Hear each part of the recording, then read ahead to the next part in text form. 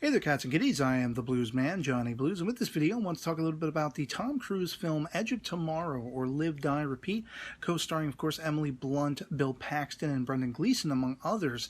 This movie was a thoroughly pleasant surprise to me. It was gifted to me by my brother from another mother on YouTube, TJ Pyramid. Joe, thank you, sir, for that. And it was just a really fantastic movie. I know it has gotten a lot of critical praise and acclaim, as well as the layperson, fans of the film and everything like that. Seeing it in the theaters, they were blown away by it, how awesome it was and unique it was, because to match it, the only thing going into this film that I knew, any forethought I had, was that it was kind of similar to Bill Murray's Groundhog Day, only it was matched with, of course, just uber sci-fi alien invasion action and time travel stuff and that kind of thing. And it was just really freaking awesome. Now, Tom Cruise is a guy who, honestly, my own personal taste, I can take or leave depending on what he's in. I love the Mission Impossible films, and it seems like one of his penchants is to always kind of play a badass kind of character.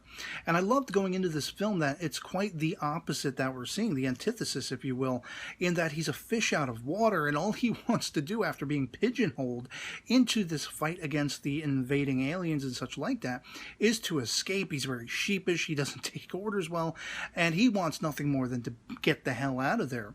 As the movie unfolds, of course, he begins to live this day over and over again, and there's a reasoning that I'm not going to spoil for you here if you haven't seen the film, but suffice to say, it leads him to finding Emily Blunt's character, who is a badass sort of, soldier woman in this particular film.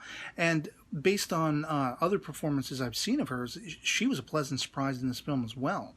I also have to point to Bill Paxton, who blew my frickin' mind. I haven't followed Bill Paxton's career that closely, but I mean, the two things that crop up the most is Game Over, Man, and Twister. And this movie, I mean, I thoroughly bought him from his first, being on screen as a hardened sergeant in the military, and basically he's sort of one of, I should say, sort of human antagonists in the film that Cruise's character has to deal with. He's there to make sure, because he's been given the heads up by, some of the higher-ups, Brendan Gleeson's character, for example, that Cruise's character, Cage, as he's named, is a deserter, and, he's got this little group of ragtag soldiers, kind of in the vein of Aliens, hailing back to Bill Paxton's earlier career that I'm familiar with, that have to keep an eye on Cruise. And so he's thrust into this beachhead confrontation between the soldiers, who wear these kind of mecha suits, which are pretty awesome, sort of smaller versions of what you would see in Aliens, the giant yellow mecha suit thing, whatever those are called. And the aliens seem to know that the soldiers are coming, which is very intriguing, because it all sort of surrounds this, I guess you could say, hub alien consciousness. It reminded me a little bit of the Series 1 Doctor Who episode, the first one, for the series, Rose, where the Doctor had to deal with the Nestine consciousness, which was sort of this liquid, waxy kind of stuff with a conscience, with a mind of its own, that was huddled down in this underground area in, of course, London, and had the autons, which were these sort of mannequins come to life. And that's kind of what you have in this particular film. The framework is similar in that there is a hub consciousness that controls all of these different kinds of soldier aliens, and they look like crazy squids on acid. I was heavily reminded in a couple sequences of some of the robot tracers you saw in the Matrix trilogy and everything like that.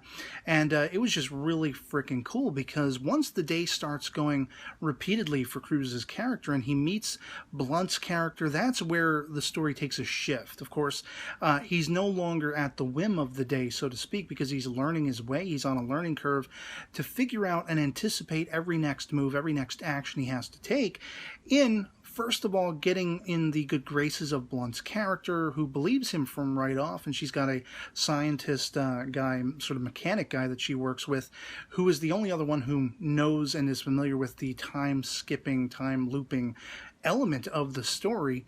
And their plan has been all along to try to find this alien hub, but it turns out she too experienced this living the same day over thing once before, but that has dissolved. Again, I won't exactly spoil how that all, unfolds in the film.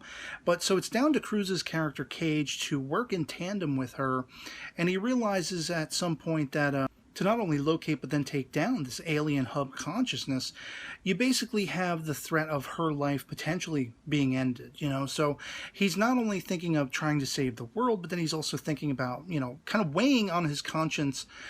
Does he want her to die? Does he want her to sacrifice herself as the badass, soldier chick she is?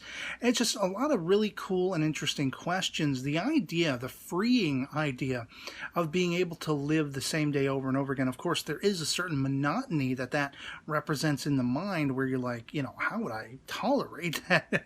You'd probably do very much like the Groundhog Day thing. You'd probably try to kill yourself repeatedly first, try to end it after a little while, and then you'd have fun with it. And in this case, we're seeing Cruz's character really owning the day to the point where he starts to get people to believe him, in the way he talks to them, things he's figured out about them over the course of just living this day, an infinite amount of times and everything like that. And it totally builds up. I mean, there are a couple of calm moments where, they find a farm, as I say, where it's just beautiful cinematography, in those sequences where you really sort of get a nice view of the land, the mountains, and everything like that, as well as all these European cities that look pretty much vacant in the film, apart from the military and such like that. But it's really cool to me because amidst the calm moments, you have just tons of action, just tons of really great eye candy with the mecha suits fighting the aliens. And at the end of the day, it's quite a surprise all the way up until the end, because at some point, much as Emily Blunt's character, had to suffer, not only did she go through the living the same day over and over again, but she eventually lost that ability, and it became a very necessary ability to finding this hub alien consciousness and trying, hopefully, to take it down. I won't tell you whether they do or not. But the interesting thing is, Cruz's character too suffers the loss of this ability, and then from that point on, all bets are off. You don't know what the hell is going to happen.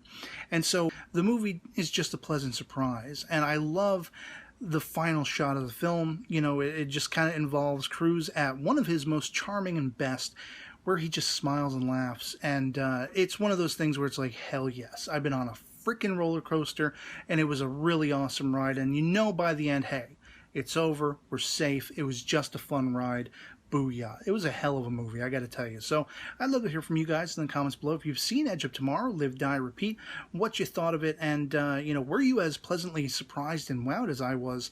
Did you have any forethought going in, knowing what it was going to be about, and did it leave you falling flat, or, as I say, pleasantly surprised? Because for me, you don't see movies coming along all too often like this that just blow you out of the water, and I would love to see more movies like this, sort of unique ideas, unique spins on old favorite stories and such like that. I mean, everything in Hollywood under the sun has kind of been done to a point, and it's all a matter of your perspective and how you retell the tale.